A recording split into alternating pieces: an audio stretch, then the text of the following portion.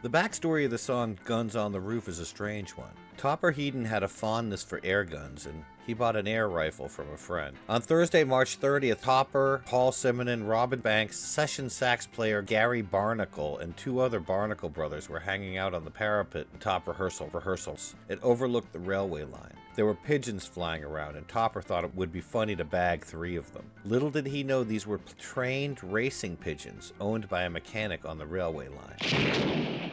A couple of mechanics appeared from nowhere and hit me with a spanner. Next thing I knew, someone said freeze, and there were armed police everywhere. The guys were booked in Brixton Prison and given prison grays before they were finally bailed out by a friend of the band, Caroline Coon. Mick Jones helped organize the effort, and Johnny Green was the one to pick them up from jail. Bernie Rhodes, on the other hand, did apparently nothing. Your band has been arrested, and Bernie decided it would do you good to be in prison for a couple of days. I've been in prison. Bernie hasn't. You don't do that to people. The song Guns on the Roof would take shape over the next few months, but the incident had another deeper impact on the Clash. It had a serious impact on their already complex relationship with Bernie Rhodes. On April 30th, 1978, the Clash played an event for the anti-Nazi league Carnival. It's sometimes called the Punk Woodstock, bringing the musical movement even further out of the countercultural shadows and into the larger cultural consciousness. I remember vividly at that carnival, punks and skins coming out against the Nazis. It was a dangerous time. It could have gone the other way. It helped create a climate in which being racist was not acceptable. The Clash's set at this carnival, shown in the film Rude Boy, is incredible. The energy of the crowd is palpable, and the Clash was the band everyone was there to see.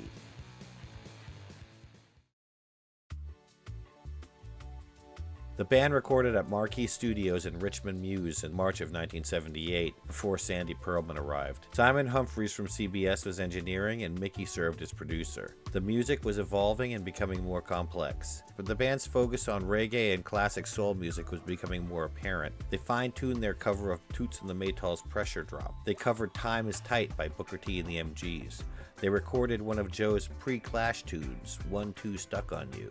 But the centerpiece of these recordings was the tune Whitesmith and Hammersmith Palais, about being disillusioned at a reggae show. Joe's lyrics were showing more depth and complexity, touching on social issues, revolution, racism, and rock hypocrisy, and turning a phrase brilliantly in the process. The strummer was truly a poet. Mick Jones was basically musical director and de facto producer. Piano, percussion, and tightly multi-tracked vocals were now in evidence. The band was growing outside their punk constraints, but as they did so, their expression of ideals was clarifying and growing stronger, not becoming diluted.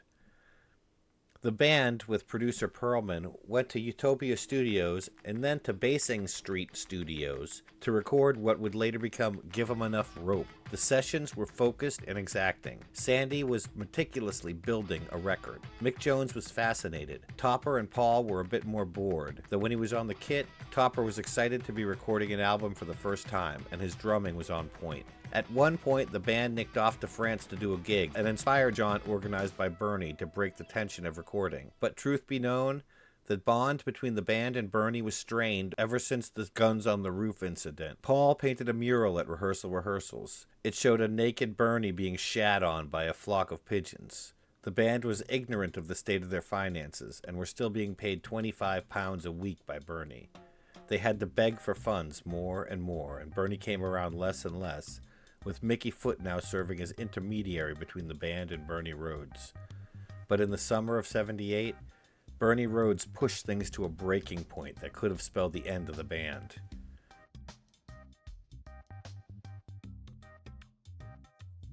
In July of 1978, CBS released the single for White Man and Hammersmith Palais, backed with The Prisoner. The Clash went on the On Parole Tour to promote the single, playing up the legal issues they'd had recently. The shows continued to be violent. At the Glasgow Apollo on July 4th, security guards beat up concert-goers who were slam dancing, much to the dismay of the band. Joe and Mick stopped playing to intervene. Joe and Paul got into it with the cops and spent the night in jail as a result. July 8th was another violent show, with a group of skinheads antagonizing everyone in the audience they didn't like the look of. During the opening set by Suicide, a skinhead jumped on stage and punched Alan Vega in the face, breaking his nose and sending blood everywhere.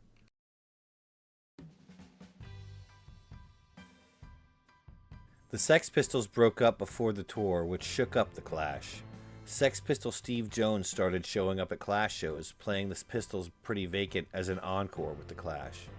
Mick Jones was getting nervous. Why was this happening? Were Bernie Rhodes and Malcolm McLaren planning some kind of coup? It wouldn't be the first time they did something like this. In early 1978, Mick Jones was even temporarily fired from the Clash, as Sandy Kaufman learned when he visited rehearsals to find former Sex Pistol Steve Jones playing guitar with the band.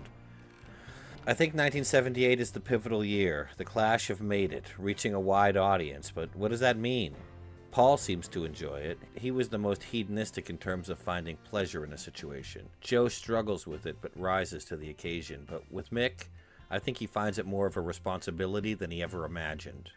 Mick was doing more drugs, including coke, and being more and more withdrawn. He didn't care what the others thought. He refused to conform to the punk ethos, realizing the whole rock star thing was an artifice anyway. But unlike Paul and Joe, Mick wanted to go on top of the pops. He didn't care about miming, playing, and singing. He kept growing his hair longer and letting his freak flag fly when short, sharp shocks with the punk style. And seemingly, Mick was becoming a prima donna. Sometimes he was late. When told his behavior went against the punk image, he didn't care. Jonesy was a diva. Part of the band had a conceit that it was wrong to embrace fame with open arms, but Mick Jones didn't. It was more his insecurities that were the problem. It was difficult getting him on the stage sometimes. He was so overcome with nerves he'd do anything to put it off. The stage isn't right, the dope's not right, can't do the gig. But the problem wasn't just with Mick Jones. There would be days when Mick wasn't talking to Bernie and Joe wasn't talking to Mick and Paul wasn't talking to Joe. It wasn't a happy time for them.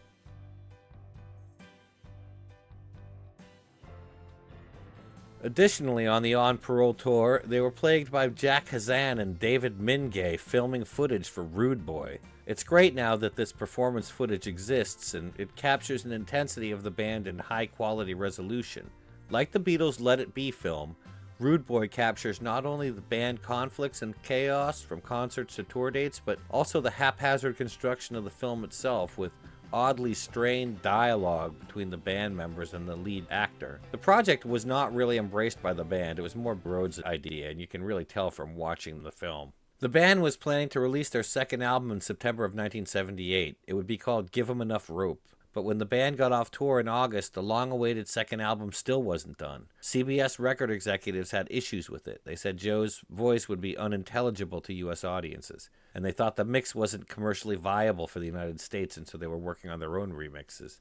Finally, CBS flew Joe Strummer and Mick Jones to the States to complete the record at Automatt in San Francisco. The idea was to get them away from distractions, from Bernie Rhodes' manipulation in games and the constant filming of Rude Boy happening around them. Meanwhile, since Topper and Paul's drum and bass parts were already considered complete, they remained behind in London. The pair spent the time visiting the Tate Modern, drinking, and socializing with other musicians. Topper preferred having pints at the pub. Topper moved into Sid Vicious and Nancy Spungen's old flat in London. The place was covered in their blood, which they had squirted all over the walls from syringes. Johnny Green was enlisted to clean up the biohazardous mess.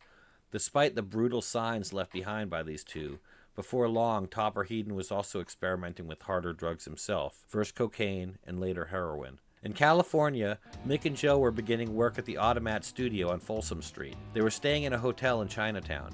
In heavy rotation on the Automatt jukebox were tons of old soul and rock records, but Mick and Joe favored two specific tracks: Otis Redding Sitting on the Dock of the Bay, and the classic Bobby Fuller 4 single, I Fought the Law. That song would later become a huge hit for The Clash as a cover. They watched National Lampoon's Animal House in the theater 5 times in a row and were obsessed with John Belushi, calling him the world's greatest American. In the studio, Sandy Pearlman and his team had stripped down the tracks to the bass and drums, aiming to replace the top guitar and vocal tracks with new layers of guitars, instruments, and vocals. For 3 weeks, Joe and Mick meticulously multi-tracked vocals and guitars under Sandy's direction. Sandy Pearlman's been trying to turn us into Fleetwood Mac for the last 6 months. I think he gave up last night. Despite their hard work, the new mixes resulting from these sessions still failed to impress CBS studio suits. Mick and Joe, fed up, took a week off, and Sandy relocated the sessions to New York. Joe used his week off for a road trip across the U.S., stopping in Memphis to hang out with blues guys on the street corners. Joe would later return to film Mystery Train with Jim Jarmusch. Mick Jones went to L.A. with Sandy to see Blue Oyster Cult in concert and spent some time in the city hanging out with a bunch of punks there, including the Go-Go's. When Joe, Mick, and Sandy's team reconvened in New York, it was at the record plant at 44th Street. Mick started once again painstakingly re-recording guitar overdubs, this time in the same CBS studio where John Lennon had mixed down sometime in New York City. Just before Give 'Em Enough Rope was mixed down, Nancy Spungen reached out to Mick and asked him to play guitar with Sid Vicious at a gig at Max's Kansas City in September of 1978. It was the tragic point in Sid's short musical career where he was imploding. The Sex Pistols' '77 tour had been a disaster, in no small part due to Sid's unrelentingly violent behavior against the audience and himself. He smashed a bass into an unsuspecting fan at a show in Dallas, famously carved Give Me a Fix into his chest during a performance. He also barely played his instrument live and reportedly was unplugged for their entire Winterland show. The tour had ended the Sex Pistols, and so Sid would front the band on his triumphant return to Max's, and Mick Jones would be on guitar. Given Sid's recent issues, Mick was understandably hesitant, but Joe Strummer convinced Mick to do it. Jones and Vicious would also be playing with members of the New York Dolls and the Heartbreakers. These legends would surely turn out a blistering set, right? Wrong. The show would be an unmitigated disaster. We just about managed 5 songs. 5 songs for $5. It was a nightmare between shows. It was full on. Sid was sort of semi there, and it was a serious drug thing. The people there were out of it as you can be without actually being dead. We weren't heavyweight drug guys. We had a lot more than that to share. They barely got through a verse. Sid was stoned and pathetic. They played for 20 minutes and fled. Mick looked a bit lost, and the band was so lame. There just weren't that many people there. They were bored shitless and didn't know what was going on. A month later, Nancy Spungen would be found stabbed to death in her apartment. 4 months later, in February of '78, Sid Vicious would die of a heroin overdose at a Greenwich Village party thrown to celebrate his release from Rikers Island prison.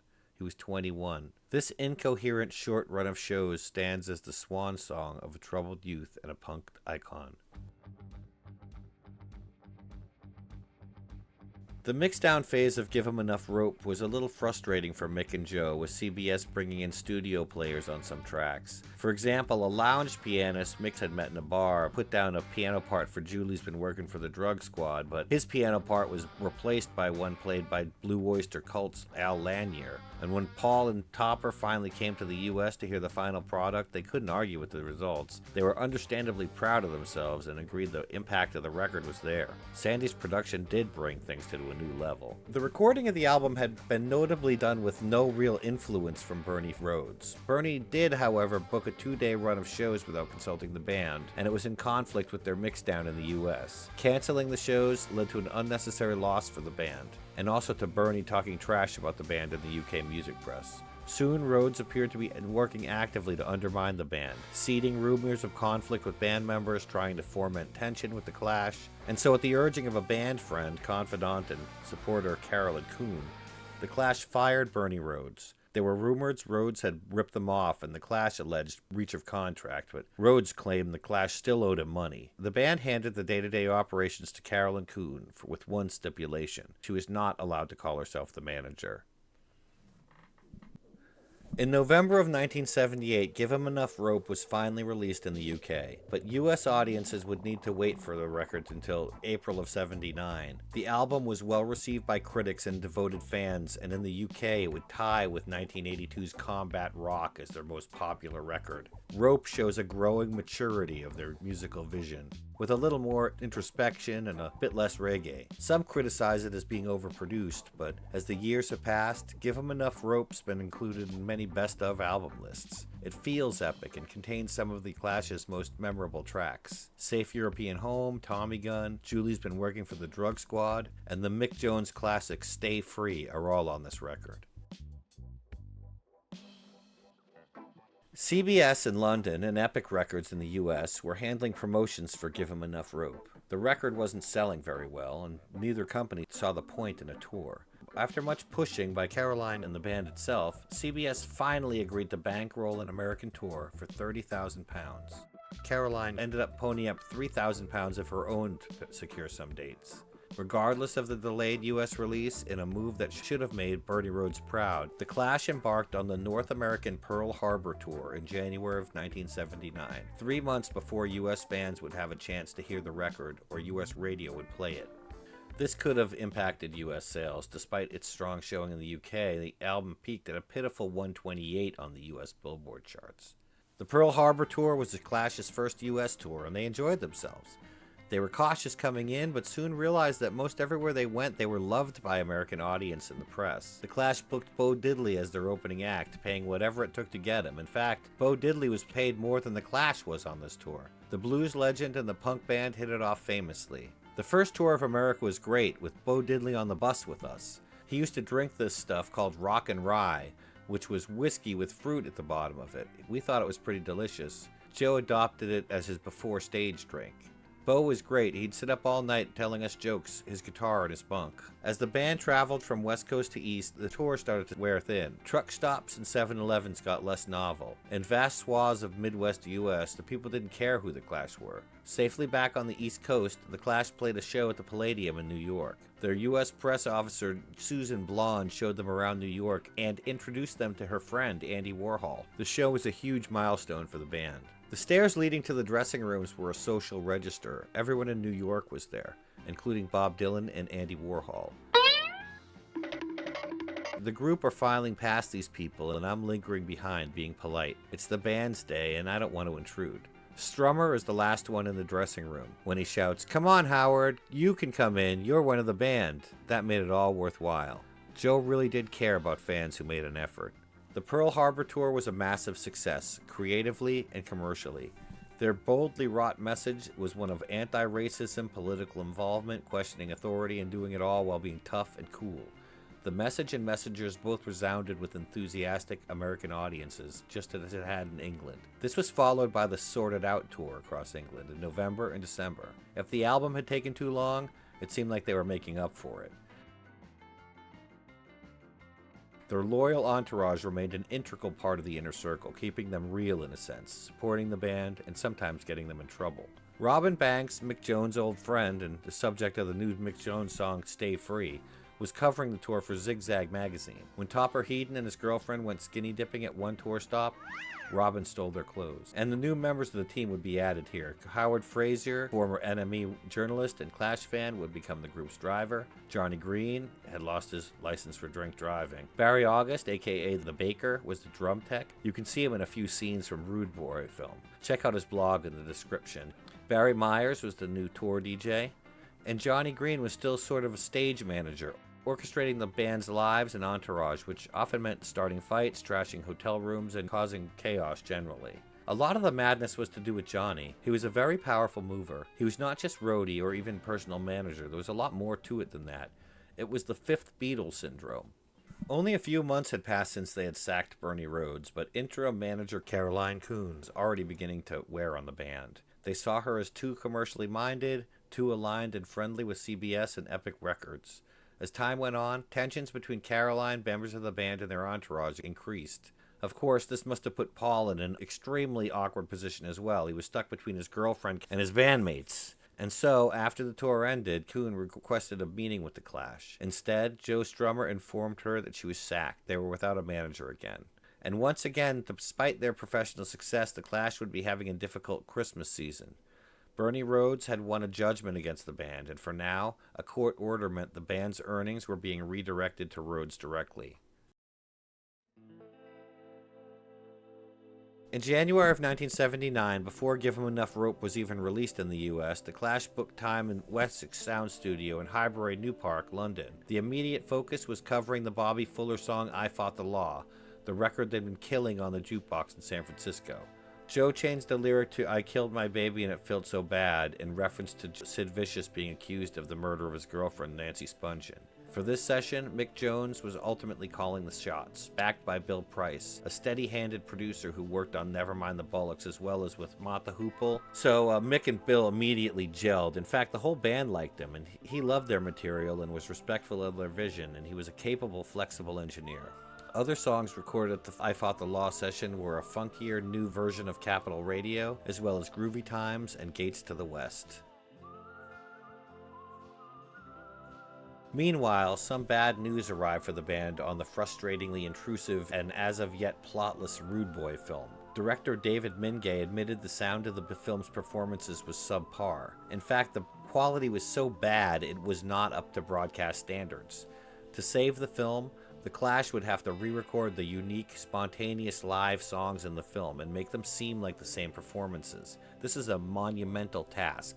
The musically technical challenges of matching an entire performance to his film are substantial. Joe Strummer found it really difficult to muster up the same level of energies as the shows. Paul Simonon had trouble recreating the exact bass line he'd played live. It was so frustrating for him that Paul physically attacked David Mingay at one point. But in the end, they got accurate and surprisingly good dubs of the songs in the film, though the cost of recording those songs was more than the rest of the film combined. And while this was going on, CBS informed the band their contract was coming up for renewal. They had no manager, so Joe was the one talking directly to the label. The Clash were growing in popularity, refining their vision, and they were on the brink of their greatest record. And yet Joe Strummer was anxious they would not be renewed. Were they considered commercial enough by the label? And the Clash had no home base. The split with Bernie Rhodes meant they had moved out of rehearsals months before, and all the potential spots they were trying out were just not right. They were in limbo.